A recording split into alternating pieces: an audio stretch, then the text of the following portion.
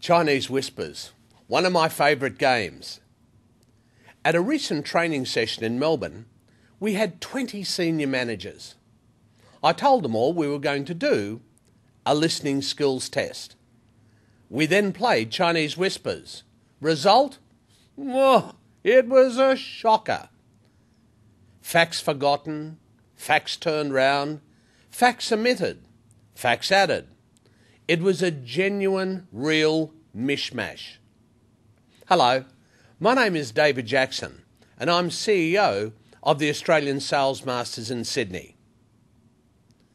Listening to someone is, as Winston Churchill put it, the highest compliment you can give to someone. I suppose the question is, how well do you listen? We all know we're given 2 ears and 1 mouth and should use them in that proportion. But do we? Experts will tell us there are many sorts of listening modes. I want to focus on active listening, and I'll say it again, active listening as the mode of preference. Active listening is the single most useful and important listening skill. In this active listening mode, we are genuinely interested in understanding what the other person is thinking, feeling, and wanting. We are really concerned in the message they're putting out. When actively listening, we will wait until they're finished and then verify or feed back to them those parts of the communication that were important. This process, this feedback process, is one of the key things that distinguishes listening from active listening. Listening is hearing the words. Active listening is really listening for the message with your eyes as well as your ears. Another key trait of a practiced active listener is note-taking. I remember many years ago I attended a boot camp in Phoenix with master trainer Tom Hopkins, where he had us all rehearsing the line, "Let me make a note of that." We're in a room with several hundred people all singing, "Let me make a note of that." But just think how important that line is. Let me make a note of that. Wow, what a line. When used, your customer appreciates the fact that you're taking notes and sees that you care. The other bonus for you is that you can refer to these points later, when and if needed. By taking notes and repeating it back to the customer, it highlights to them what areas of agreement or disagreement there are, and it puts them into perspective. Listening really isn't a spectator sport.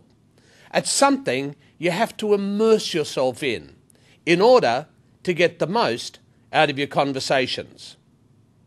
So let's review a couple of common barriers to be aware of in your quest to become an exemplary active listener. Now, some of these would be prejudicing the person speaking. Secondly, finishing off their sentences for them. Thirdly, being distracted by external activities and not giving them 100% attention. Number 4, lack of feedback. And number 5, treating the discussion as a competition. Now let's have a look at some positive listening skill tips. Let's review a checklist of things that you can do to become a better, more active listener. Number 1, always close out all external distractions. Give the speaker 100% of your attention. Number 2, set aside your prejudices, your opinions. After all, you may actually learn something from the person speaking. Number 3, suspend emotions. If you're like me, it is extremely difficult to actively listen in a highly emotional state. And number 4, focus your attention on the subject, not the speaker. Number 5, well, we've covered this one, but take notes. Use the words, "Let me make a note of that." And number 6, really be involved. Match and mirror the speaker's body language and position. People respond best to people like themselves. Thanks for watching, but before you go, make sure that you go and check out and receive your free ebook and DVD downloads. Go to our website, www.thesalesmasters.com, and click onto free stuff and enjoy the learning materials. I hope you were listening.